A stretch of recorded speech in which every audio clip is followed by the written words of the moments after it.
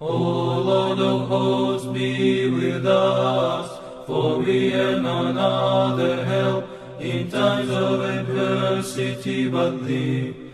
O Lord of hosts, have mercy on us.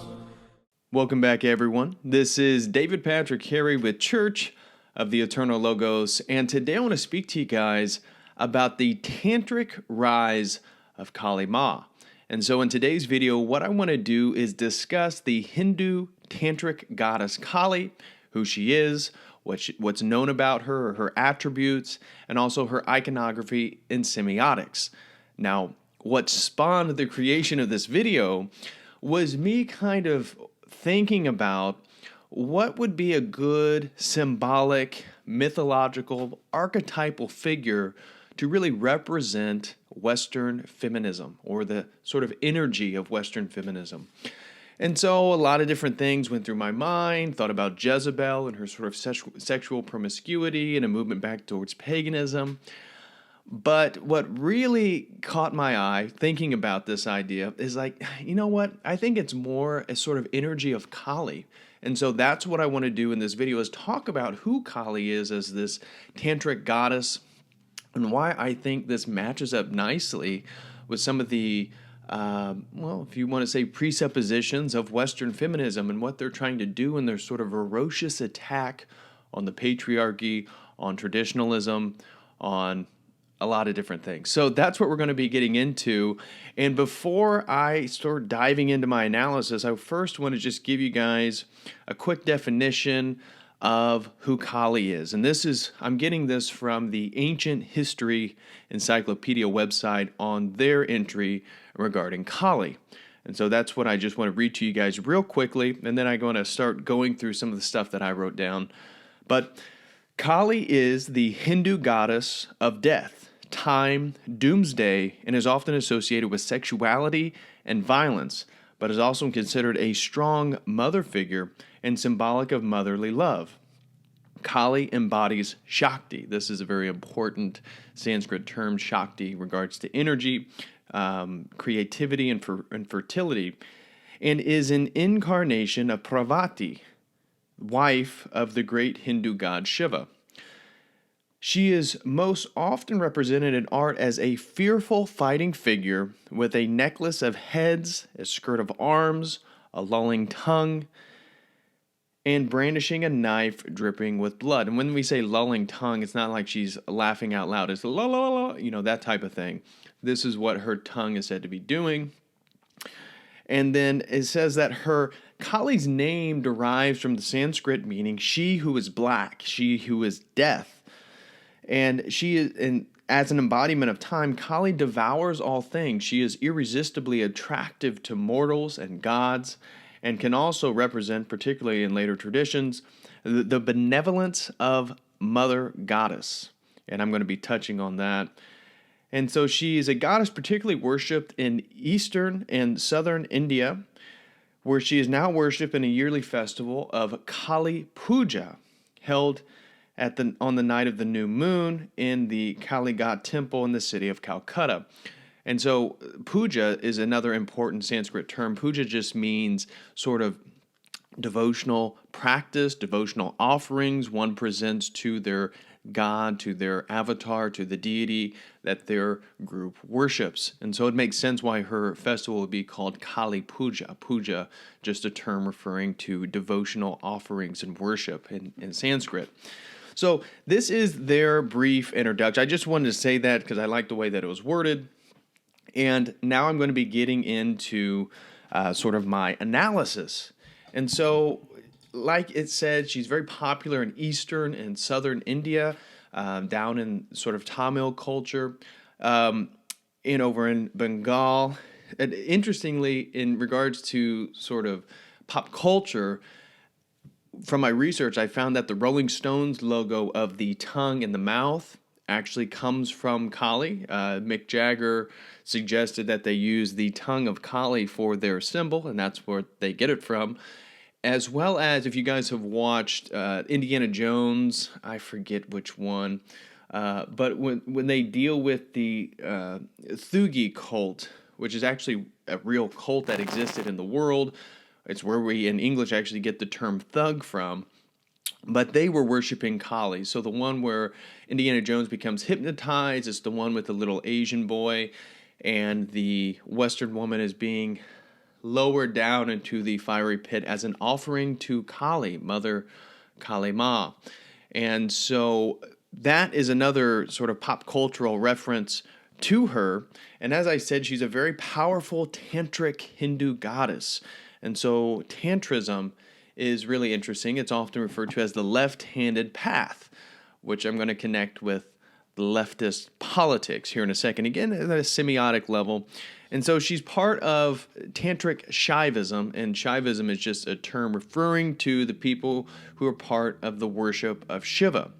So there's multiple different groups, the Vaishnavas. This is another one, people who worship Vishnu. So if you're familiar with the Trimurti of Hinduism, you have Brahma, Vishnu, Shiva, Brahma the creator, Vishnu the preserver, Shiva the destroyer. And this is where perennialists try to say, oh, you see, the Trinity's over in... No, this is totally, totally different than our understanding of the Trinity of three persons, one essence. But this is called the Trimurti. And so all these different deities in Hinduism tend to have devotional cults. And so Shaivism is the devotional cult towards Shiva. And the Tantric form is where you're going to find worship of Kali. So she's also known as the Divine Mother, the Mother of the Universe, or Adi Shakti. Because remember, Shakti is energy in Sanskrit. And this is going to come into the myth of how Kali actually comes about, her origin story.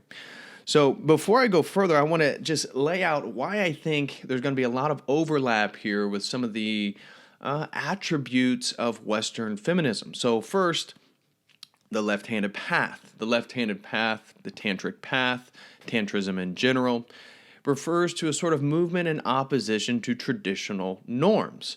And so I would say the leftist political spectrum here in America, but in Western culture, is obviously in that same theme, in opposition to tradition and sort of moving in the leftist or the left-handed tantric path. I know in India, part of the left-handed path had to do with how you would wipe oneself. And so you would actually use your right hand if you're on the left-handed path, because it was common to only wipe yourself with your left hand. So when you shook people's hands with your right hand, this was common parlance in society. And so the left-handed path would do the opposite. They'd wipe themselves with their right hand and they would shake with the left. So I'm only saying that to try to frame, again, the left-handed path of tantric practices, tantric spiritual practices. So the sort of opposition to traditionality and a sort of symbiotic, symbolic connection with the left-handed path with leftist politics. And so another thing that I wanted to connect was Kali Ma being this sort of universal mother to all, and the sort of motherhood themes that occur from women who actually don't have children, and how then society sort of becomes their children, and they become the mother of all. They sort of try to nurture and steer society as if it was their children. And we see this with a lot of famous women who actually don't have children, and their kind of insistence upon altering, steering, changing society. I think there's something there in regards to the sort of universal motherhood of Kali. So I think there's something there. The idea that, as you will see in her story, she becomes crazed, possessed, in a rage. She is the destroyer, and she almost destroys the entire universe, the entire cosmos in her rage. And it's her standing upon the chest of her husband, Shiva, that gives her pause and stops what she's doing. And sort of, so this kind of vengeful, ferocious rage, I think, is, you see, this is a part where if I was using the Jezebel of biblical semiotics or archetypes or figures, I don't think it'd have that same fierceness to it as the Kali Ma goddess of Hinduism does. So this this crazed possession of rage ends with her standing atop her husband, which I think is really the sort of root of Western third wave feminism, is sort of usurping of the patriarchy. You hear this over and over again. And what figure would represent that more than Kali standing atop the chest of her husband? And so I should have her image up by now, so you guys can see this, and we're actually going to go through the iconography of this particular image and what everything symbolizes, and so it's all going to make sense by the time this video ends. As also we're going to find in her narrative, there's sort of a cannibalism, right? There's a drinking of blood, there's an eating of various clones or avatars of somebody. So we're going to see that. She's the destroyer of perceived evil. I think Western feminism sees itself on a sort of crusade against its perceived evils. I think a lot of these women actually believe what they're in opposition to is as being evil. And so again, Kali would be a perfect archetype, a perfect mythological figure for them to adopt. And then the last one is her non-traditional form of femininity and beauty. She represents a sort of inversion of those categories. So keep all that in mind as we move through this. So as I mentioned, she represents a sort of Shakti tradition within Hinduism, which is related to this sort of worship of energy. And she is seen as a sort of variation or representation of Brahman, which is the creator of the universe, and this is going to get tied into her understanding as though she's not the creator God, she's always existed, she's beyond categories, she's eternal. Again, Hindu cosmology is not logically coherent, so they don't have to try to figure all this stuff out in a logical, coherent way, but these are just some of the attributes of Kali. And so she's also the divine protector of moksha. So some of you who may not be familiar with Hinduism, they believe in a soul, the Atman, which is very different from Hinduism, which believes in the Anatman, the negation of the soul. Both of them believe in samsara, the cycle of reincarnation. So in Hinduism, your Atman, your soul, is stuck within this cycle of reincarnation until you become illuminated, you become enlightened, and you reach moksha. And moksha is a releasement from the cycle of reincarnation, the samsaric cycle. And so Kali is believed to be the defender or protector of this moksha process, the releasing from the cycle of reincarnation. And so her first mention actually occurs, she's mentioned way before, but her first real presence in the religious landscape of Hinduism as a figure to be worshipped isn't until 600 AD. So we're talking 7th century is where she actually gains a sort of prominence and a following of worship. And so what's really important is her origin story, right? And this comes from the Devi Mahatmya, and this is also known as the Glory of the Goddess. This is a text, and it depicts her as the supreme power of the universe. And it describes a battle in which occurs between Chanda and Munda. These are demons who are attacking another goddess figure named Durga, and Durga is the goddess of warfare. And these two demons actually become too much for Durga, and what emerges out of her forehead is the goddess Kali. And so Kali is everything Durga isn't and more. So she's black, or is also depicted as very dark blue, and she has sunken eyes. Her eyes are full of rage. She has blood. This has to do with how she's going to kill some of the demons. She typically, although in the picture that I have, we don't see it, she typically is wearing a tiger skin sari. She does not have that on in the depiction I have, but she does have her garland of heads and her skirt of arms. So we see a very ferocious and fierce figure here in terms of her femininity and what she represents. Later in the same battle, so after she has conquered these two demons, Chanda and Munda, she encounters an even more superior deity, or demon rather, named Rakta Bija. And from the myth is that the various other gods really couldn't handle this particular demon, because whenever you would attack him and he would bleed, if his blood hit the ground, well, a new version of a new clone himself would reproduce every time one of his drops of blood hit the ground. And so the deities, this is the myth, they put all their Shakti together, all their energy, to form a new super being to take on this demon. And this is Kali. Now, this is a little bit different from the other origin story of her emerging from the four-headed Durga. There's a bunch of different stories, a bunch of different myths, and there's a bunch of different symbolic depictions. So even the one that I'm using today is not the symbolic depiction. The feet that she's using, some of the depictions have her having 10 arms. There's a variety. I just chose the one for my instrumental pedagogical purposes here. So anyways, the gods create Kali. They put all their Shakti, all their energy together, and they get this super god, this Kali figure, and she's going to take on this demon that they can't beat because he reproduces every time his blood hits the ground. So what does she do? Well, she begins drinking and sucking his blood, and she eats cannibalistically all the variations that occur of himself, all the clones that occur. She eats them, and she drinks his blood. So that's how she takes this guy on.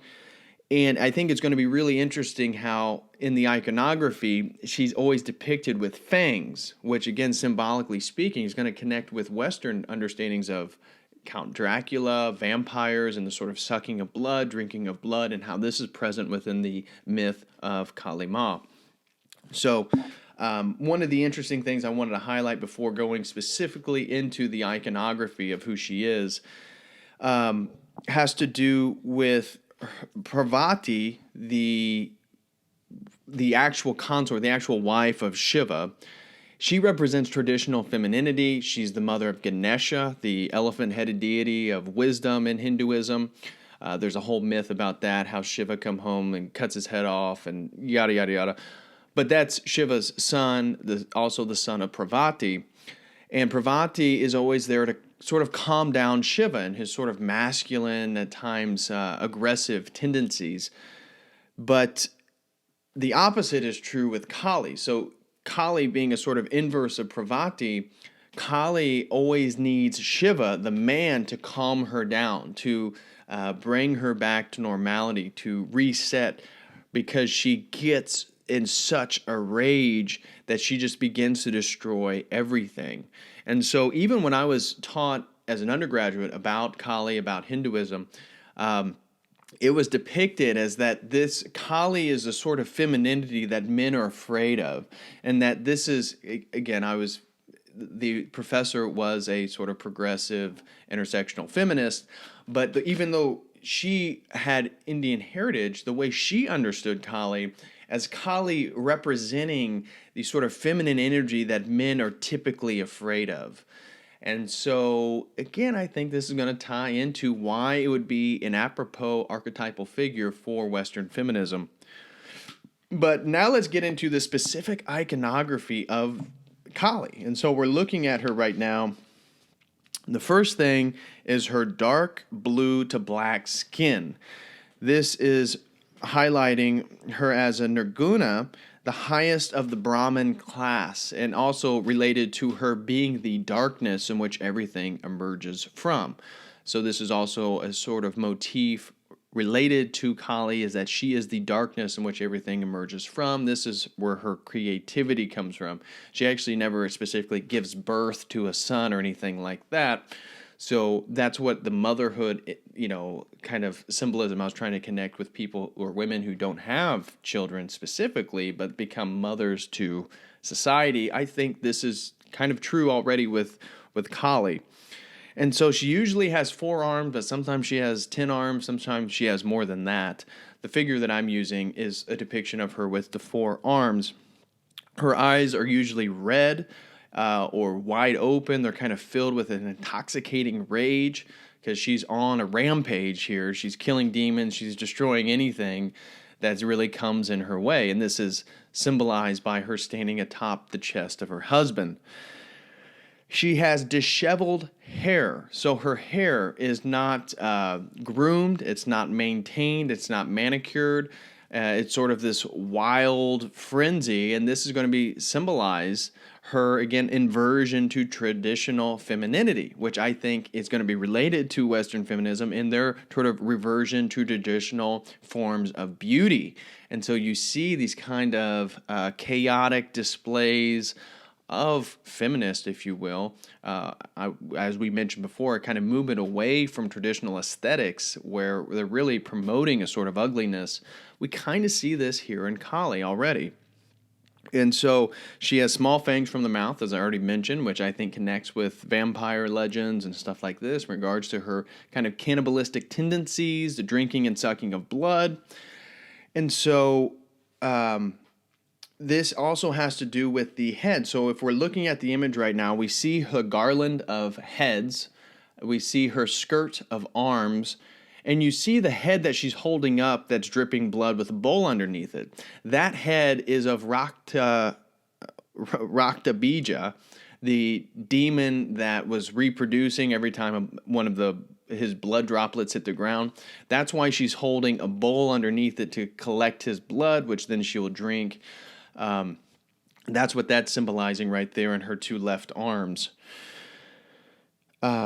She has a bloody, lulling tongue, so you kind of see this kind of crazed form of lunacy, right? Which I think is really perfect, the sort of lunacy, going into these ecstatic states. We see this within Wicca and paganism, and the veneration of the moon. This is where we get, Luna, lunacy, this type of stuff, and how she has a crescent knife, a crescent sword, and her festival begins on the night of the new moon. So we already see that she's associated within Hinduism to lunar cycles. I think that's really interesting. She has a skirt made of human arms, which is terrifying. She has a garland of skulls, as I've already mentioned, and her left foot is upon Shiva, her husband. And I think this is really important because we see the left foot, I would say, connecting with the left-handed path, right, as usurping, as being on top of, as dominating her patriarchal consort, her husband, Shiva, who is a very, very prominent and powerful deity in Hinduism. So this, I think, again, connects with Western feminism in their efforts to usurp the patriarchy, right? So we see her blood-covered left foot standing atop her husband. Very interesting symbolism right there. We see her, she's often accompanied with serpents and jackals. So jackal, usually, although we don't see one here, usually there's a jackal somewhere around her.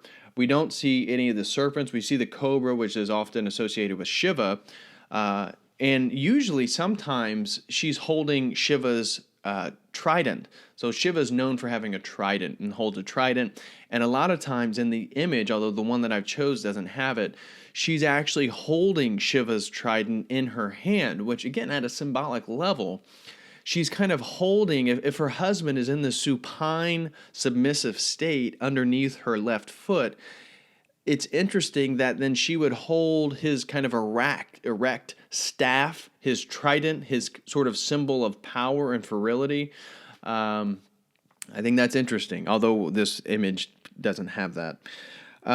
By her devotees, she's considered the most loving and protectful of all the goddesses.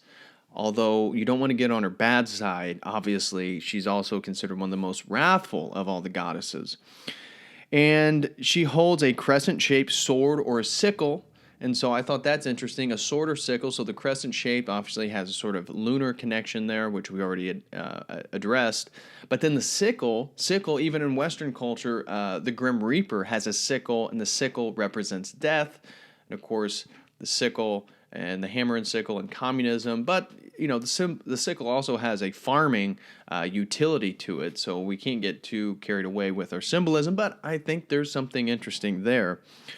And then like I mentioned, she's holding the bowl to collect the blood of the demon that she is killing, that she's known for in her mythology, and she's going to drink that.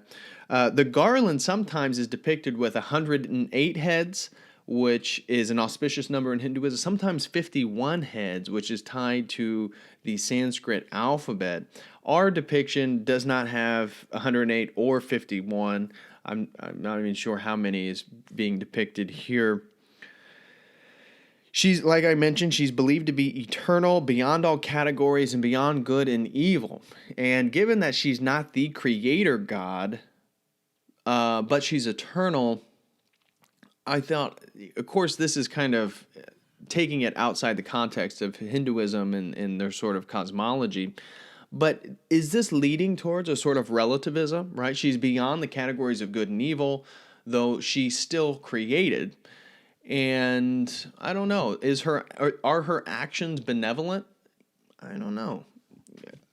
Interesting thought there, but maybe she kind of represents a sort of movement towards relativism, or this collapsing of the dichotomy between good and evil. I don't know. Something to think about. Just wanted to bring that up.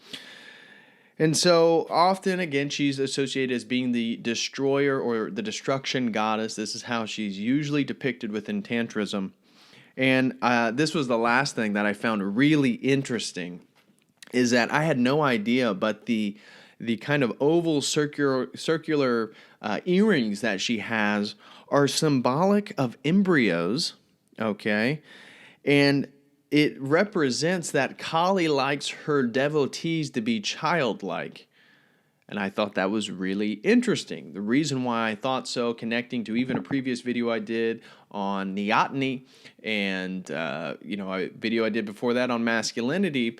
But the sort of, if you think of a helicopter parent, if you think of modern mothers that are kind of helicoptering over their children, and kind of keep them in a perpetual neotenous state where they never fully develop. That Kali, the sort of universal mother of nature, of the universe, likes her devotees to be in a childlike state, which is represented by two earrings that are supposed to be embryos.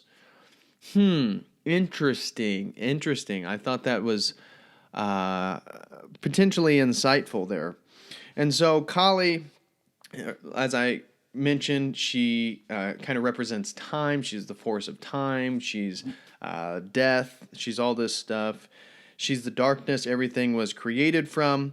She's the preserver of nature and the freedom from civilization. Again, really insightful here, right? The freedom from civilization, because when we get out of sort of these goddess-centered pagan nomadic traditions, civilization tends to always become patriarchal in its sort of mythological understanding, because the erection of something, of a city, of a culture, is going to be tied to sort of a masculine energy. And so really interesting that Kali, the destroyer, the inversion of traditional feminine categories, represents the freedom from civilization itself, the freedom from societal norms, from all this type of stuff. So I thought that was very interesting. And then she's associated as being creative, nurturing, and devouring. And I think, and so this concludes what I had to say about Kali and Kali Ma.